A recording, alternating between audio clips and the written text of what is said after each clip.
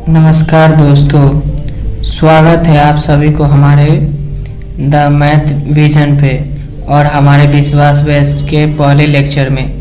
मेरा नाम अभिनंदन कुमार और आज से हम शुरू करने जा रहे हैं बिहार बोर्ड मैट्रिक परीक्षा की हिंदी की तैयारी, वो भी एग्ज़ाम ऑर्डिनेंट क्रैश कोर्स के साथ। तो दोस्तों रेडी हो तो चलिए शुरू करते हैं। हाँ, और दोस्तों एक बात, अगर लेक्चर अच्छा लगे तो लाइक शेयर कमेंट जरूर करना और मुझे बताना कि क्या अच्छा लगा। तो आज हम हिंदी पढ़ाने जाने वाले हैं। तो चैप्टर का नाम है दही वाली मगम्मा। दही वाली मगम्मा।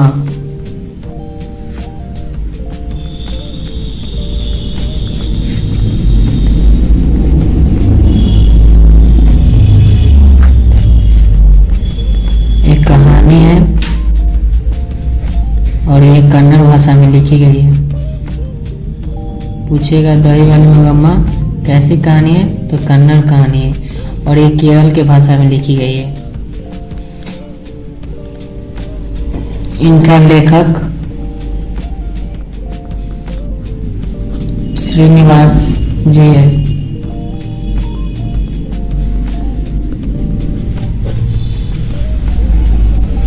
और इसको हिंदी में अनुवाद बी आर नारायण ने किया, यानी अनुवादक बी आर नारायण ने।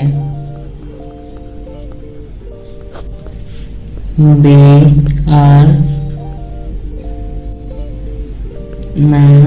नारायण हिंदी में अनुवाद किए हैं। तो चलते अब कहानी की ओर।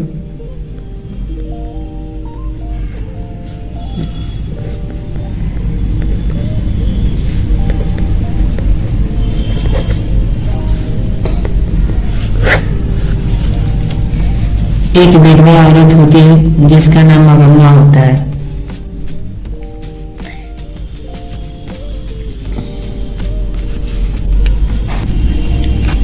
तो ये मगम्मा है।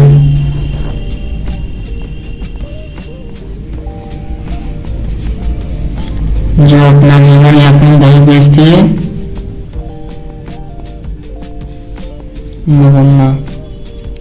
मगम्मा के अलावा इनके घर में 3 और हैं। एक इनका बेटा, ये मगम्मा का बेटा है, और एक इनका बहू जिसका नाम नजम्मा है। नजम्मा। और एक इनका पोता है, यानी मगम्मा का पोता। तो एक बार क्या होता है, नजम्मा अपने बेटे को मारती है मगम्मा के पोते को किसी बात के लेकर पीटती है। तो इसके कारण से मगम्मा को देखा नहीं जाता। तो मगम्मा इसे बोलती है, क्यों रे राक्षसी, बच्चे को क्यों पीट रही है। तो इस बात पर इसके बहू मगम्मा पर ही चढ़ बैठती है, यानी मगम्मा को ही भला बुला कह देती है। तो फिर मगम्मा अपने नजम्मा से कहती है, आने दो तू अपना पति को, यानी यह अपने बेटे के बारे में कहती है, आने दो उसे, उससे ही तुम्हें डांट सुनवाते हैं। पर बेटे आ जाने के बाद कहती है, यानी बेटा उसका कहता है, माँ क्या मेरी पत्नी को अपने बेटे पर हक नहीं है। यानी मगम्मा के पोते के बारे में बोल रहा है। तो माँ कहती है कि तू भी अपने पत्नी का हक लेने लगा है। तो उसका बेटा बोलता है, हाँ, अगर तुम लोग को हम भारी लगते, यानी मगम्मा बोलती है, अगर तुम लोग को हम भारी लगते हैं तो मैं अलग खाना बनाकर खा सकता हूँ। यानी बेटा को मगम्मा बोलती है, अगर तुम लोग को हम भारी लगते हैं तो हम अपना खाना अलग बनाकर खा सकते हैं। तो मैं क्या मुझे अलग खाना पड़ेगा। तो बेटा कहता है, मगम्मा को बेटा कहता है, यदि आप ऐसा सोचते हैं तो अलग बनाकर खा लीजिए। तो माँ कहती है ठीक आज दोपहर से ही बनाकर खाऊंगा। तो माँ क्या कहती है, दोपहर से ही अलग खाना बनाकर खाती है। यानी बेटा बोलता है ठीक आपको ऐसा लगता है तो ठीक आप अलग बनाकर खा सकते हैं। तो मगम्मा आज दोपहर से ही खाना अलग बनाकर खाती है। तो चलिए मगम्मा का पिक्चर एक बनाते हैं। ये मगम्मा जो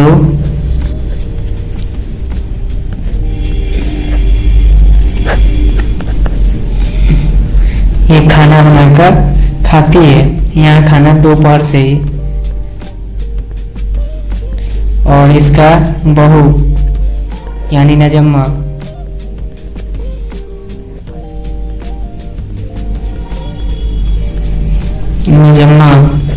यहाँ से देखती है वो इन मगम्मा को, और इनका पोता भी सो मगम्मा को देखता है खाना वो बनाती है तो।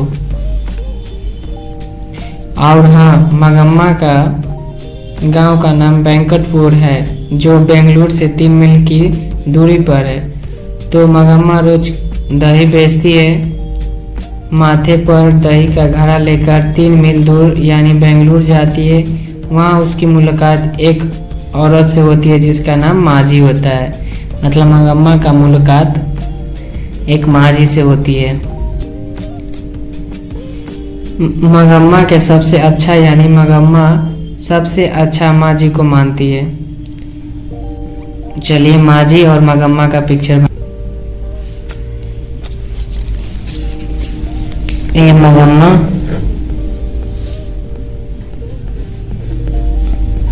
और ये माझी।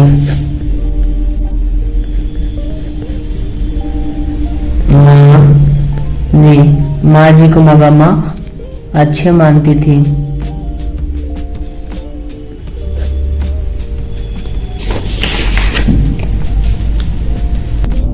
यह जब भी दही बेचने जाती थी बेंगलुरु तो माझी से जरूर मिलती थी। यानी मगम्मा जब भी दही बेचने जाती थी बेंगलुरु तो माझी से जरूर मिलती थी और अपनी सभी बातें माझी को बताती थी। यानी ये पारिवारिक जो भी इनका झगड़ा उगड़ा जो होता था वो माझी को बताती थी। तो जब मगम्मा दही बेचकर पैसा कमाती थी तो उस पैसा से अपनी बहू के लिए कान या नाक के या गले के लिए खरीद कर लाती थी। लेकिन जब इसकी बहू अलग हो गई तो फिर मगम्मा के पास पैसा बचने लगा। जब मगम्मा दही बेच कर आती थी, जब सब एक साथ था तो मगम्मा अपने बहू के लिए कान या नाक के लिए खरीद कर लाती थी। बट सब अलग हो गया तो मगम्मा के पास पैसा बचने लगा। तो मगम्मा ने पैसा बचने लगा तो मगम्मा ने क्या बोला, तो मगम्मा ने माझी को देखा मखमल का ब्लाउज पहने हुए। मगम्मा ने माझी से कहा, माझी मैं भी ऐसा ब्लाउज लेना चाहता हूँ, कितना पड़ेगा? तो माझी बोला, मगम्मा 8 रुपए का तो 8 रुपए है। तो मगम्मा दूसरे दिन ऐसे ही ब्लाउज खरीद कर लाती है और दर्जी के हाथ सीने को दे देती। यानी मगम्मा माझी से पूछती है मखमल का ब्लाउज कितने का है? तो माझी बोलती है 8 रुपए का। तो अगले दिन मगम्मा मखमल का ब्लाउज किनकर दर्जी को दे देती है सीने को, और दर्जी के हाथ सीने को दे देती है। लगभग 8 से 9 रुपए का खर्च करने के बाद मगम्मा भी मखमल का ब्लाउज पहनने लगती है। तो इसके बहू ने बोला, बुढ़ापे में मखमल का ब्लाउज पहनती है? तो बोलती है, देखो बुढ़ापे में इसकी जवानी आ गई। यानी वो नजम्मा मगम्मा को जब देखी मखमल का ब्लाउज पहनते हुए तो वो बोलती है, देखो इसको बुढ़ापे में जवानी आ गई है। यानी इसके बहू जल्दी ही थी। इस बात का पता उसके गांव का एक लंपट जुआरी को पता चल जाता है।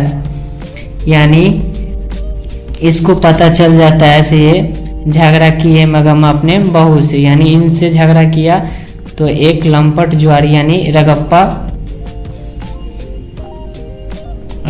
को पता चल जाता है कि ये अपने फैमिली यानी नजम्मा से झगड़ा की हुई है। ये रगप्पा है।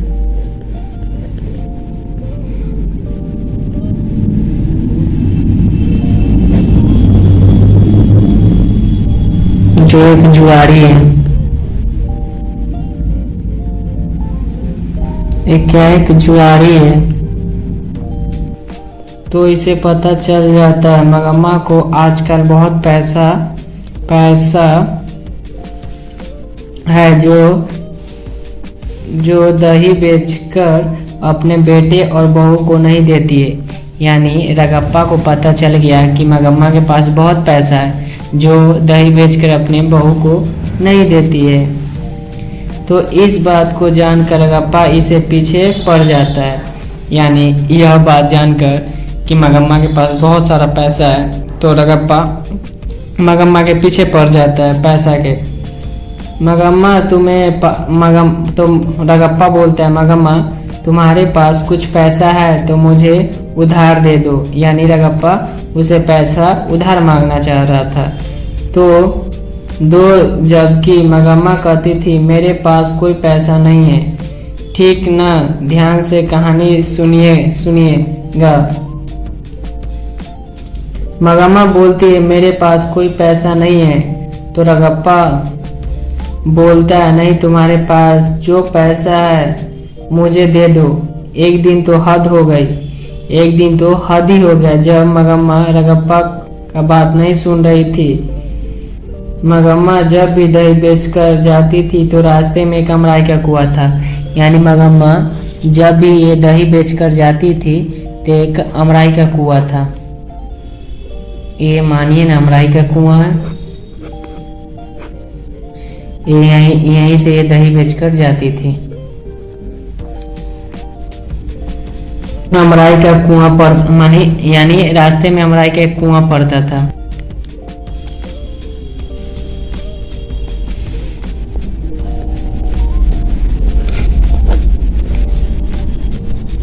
यहीं पर मगम्मा जब दही बेच कर जाती थी तो यही रगप्पा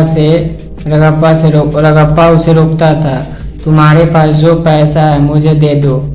और तो बहाना बनाता था, किसी दिन चूना दे दो, किसी दिन आओ मेरे पास बैठो। एक दिन हद हो गया, एक दिन तो हद ही कर दिया रगप्पा।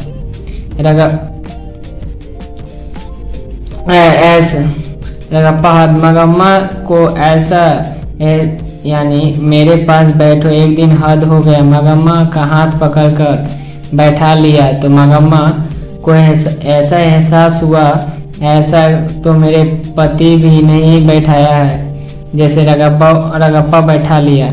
यानी मगम्मा का हाथ धरकर वो अमराई का कुआं पर बैठा लिया था। तो मगम्मा को एहसास हुआ ऐसे तो मेरे पति भी नहीं बैठाया था जैसे रगप्पा मेरे को बैठा लिया है। तो यहीं पर बच्चा लोग बोलता है मगम्मा से रगप्पा शादी करना चाहता था, लेकिन ऐसा बुक में कहीं नहीं लिखा हुआ है। इसे यही लिखा है कि रगप्पा मगम्मा से पैसा उधार लेना चाहती थी। जब मगम्मा को यह एहसास हो गया रगप्पा मेरे पास पैसा लेना चाहता है, तो मगम्मा से माँ जी से कहता है, यानी जब मगम्मा को एहसास हो गया रगप्पा मेरे से पैसा लेना चाह रहा है, तो ये माँ जी को बोलता है। यानी मगम्मा माँ जी को बोलती है, माँ जी अब मेरे पास खर्च, यानी एहसास हो गया रगप्पा मेरे से पैसा लेना है। तो मगम्मा माँ जी से कहती है, माँ जी अब मेरे पैसा खर्च नहीं होता है तो इसे रखवा दीजिए अपने पति से बोलकर। यानी मगम्मा को पूरा एहसास हो गया था कि रगप्पा मेरे से पैसा लेना चाह रहा है। तो माँ जी से मगम्मा बोलती है, माँ जी मेरे पास पैसा अब खर्च नहीं हो रहा है तो रखवा दीजिए मेरे, यानी अपने पति को बोलकर, यह आप रख लीजिए। तो जब यह बात इसके बहू को पता चलता है मेरे माँ जी से रगप्पा पैसा लेना चाह रहा है तो कुछ तो करना पड़ेगा। यानी तो नजम्मा सोचती है रगप्पा मेरे माँ से पैसा लेना चाह रही, तो नजम्मा बोलते कुछ तो करना पड़ेगा, जो वह पैसा मेरे को मिल जाए। तो बहू क्या करती है, अपने बेटे को बोलती है तुम जाओ दादी के पास और बोलना हम दादी के पास ही रहूँगा। यानी गांव घर में आप जब भी फैमिली में झगड़ा होता है तो देखते हैं छोटा बच्चा ही जाके मनाता है, यानी उसी को भेज दिया जाता है, ऐसे सब लोग मान जाते हैं। तुम जाओ दादी के पास और बोलना हम दादी के पास ही रहेंगे।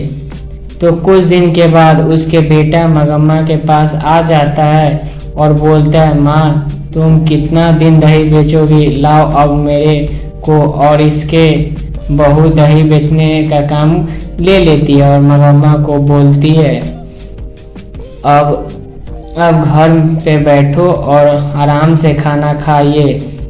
तो यह पूरा कहानी है बच्चों। तो यहीं पे ये कहानी समाप्त होती है। हाँ तो प्यारे दोस्तों, आप सभी को अच्छा लगा होगा तो लाइक शेयर कमेंट और कमेंट में ज़रूर कमेंट कीजिएगा आपको ये कैसा लगा पढ़कर। तो फिर अगले वीडियो में मिलते हैं, तब तक के लिए थैंक्स, बाय, लव यू।